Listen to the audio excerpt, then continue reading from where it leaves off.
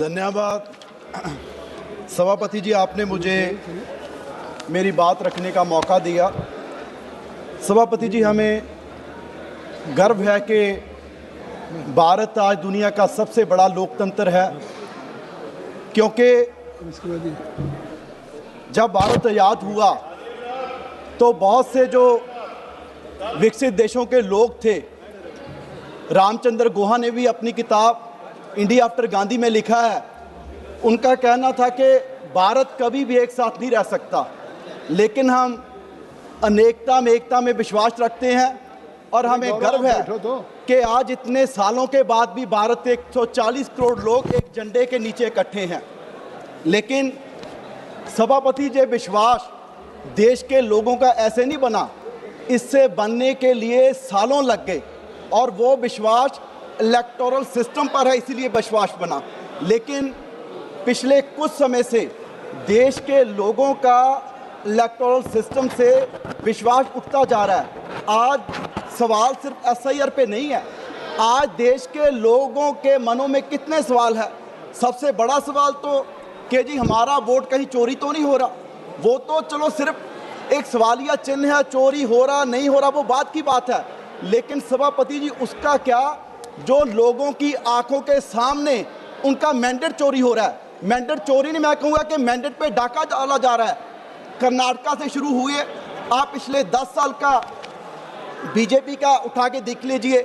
कर्नाटका में पहले सरकार तोड़ के बनाई गई, उसके बाद नॉर्थ ईस्ट तक कितने ऐसे प्रदेश, इवन अरुणाचल प्रदेश में तो कांग्रेस की 47 सीट थी 60 में, वहां पर भी अपने सरकार तोड़ दी।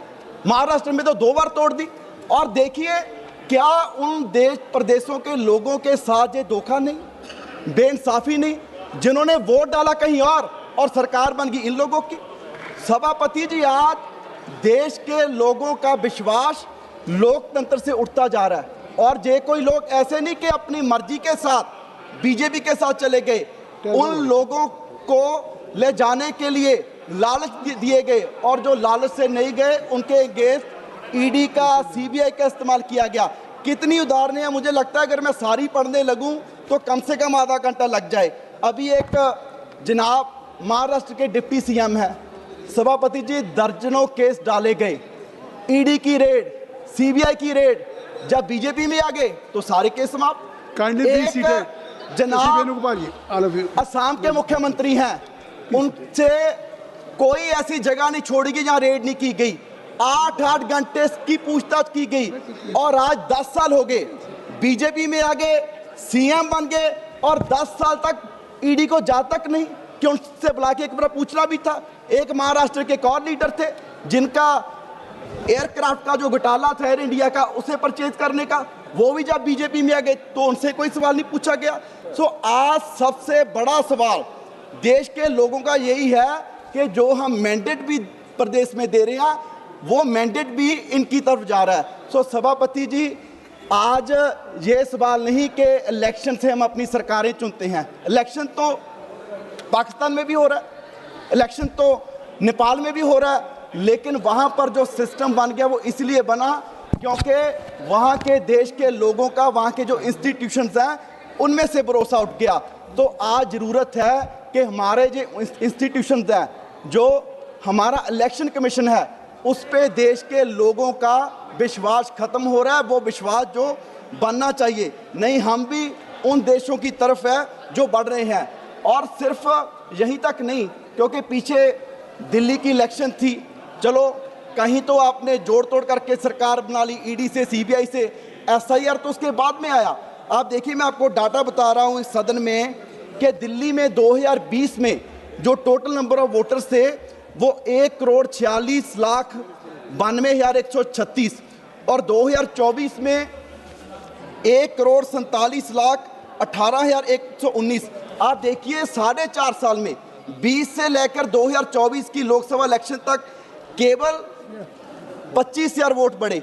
और आप देखिए कि उसके मात्र 6 महीने में तकरीबन 8 लाख वोट दिल्ली में बढ़ गए। सर 6 महीने में 8 लाख, सिर्फ 2 मिनट, 6 महीने में 8 लाख और 4.5 साल में 25,000 और सर दिल्ली में कम से कम 40 ऐसी विधानसभा की सीट थी जहां जो मार्जिन है, जितने वोट नई दिल्ली में बनाए गए उससे कम मार्जिन से आम आदमी पार्टी हारी। सर नई दिल्ली में वोट सिर्फ बढ़ाए नहीं, नई दिल्ली में 40,000 वोट काटे गए जहां सिर्फ हम 4,000 वोट से आ रहे। और उसके बाद सर अभी निशिकांत दुबे जी, एक मिनट सर, बिहार की बात कर रहे थे, मैं SIR पे आ रहा हूं सर। बिहार में 65 लाख वोट काटे गए, उन्होंने ठीक है 5-7 सीट गिना दी कि जी वहां पर JDU जीत गई, वहां पर कांग्रेस जीत गई, लेकिन सर 150 से ऊपर सीट है। यहां पर जो जीत हार का मार्जिन है, जितने वोट वहां विधानसभा से काटे गए उससे कम का मार्जिन है। सो सर मेरा यही कंक्लूड करिए बेनती है सरकार से कि देश, जो मैंने पहले कहा कि इतने सालों से लोगों का विश्वास बना है, वो विश्वास डेमोक्रेसी में खत्म मत कीजिए।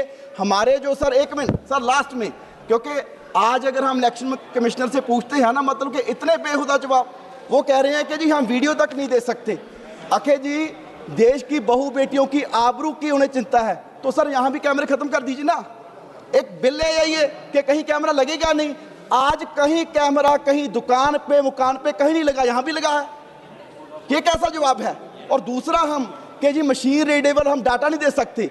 आज इस युग में जब हम यहाँ से कोई ट्रांजैक्शन कर सकते हैं, टिकट बुक कर सकते हैं, क्या इलेक्शन कमीशन ऑफ इंडिया कोई ऐसी ऐप नहीं डेवलप कर सकता कि किसका वोट काटा जा रहा है, किसका बन रहा है, अपनी वो वोटर ID डाल के चेक कर सके? तो सर सिर्फ और सिर्फ आज जो देश में चल रहा है सर, इससे जो आने, सर लास्ट सर कंक्लूड कर रहा हूँ, डॉक्टर MP सर कंक्लूड कर रहा हूँ, 30 सेकंड सर। मेरे सरकार से ये विनती है कि आज जो हम कर रहे हैं, कल को ना आप रहेंगे ना हम रहेंगे, लेकिन इतिहास में याद रखा जाएगा कि जो आज बीजेपी की सरकार देश के लोकतंत्र को नुकसान पहुंचाने के लिए कर रही है, अभी भी मौका है कि हम संभले और इस देश जैसे मजबूती से चल रहा है इसे चलने दें। Doctor MP Yes, sir. Samdani ji, Thank you, sir, for permitting me to take part.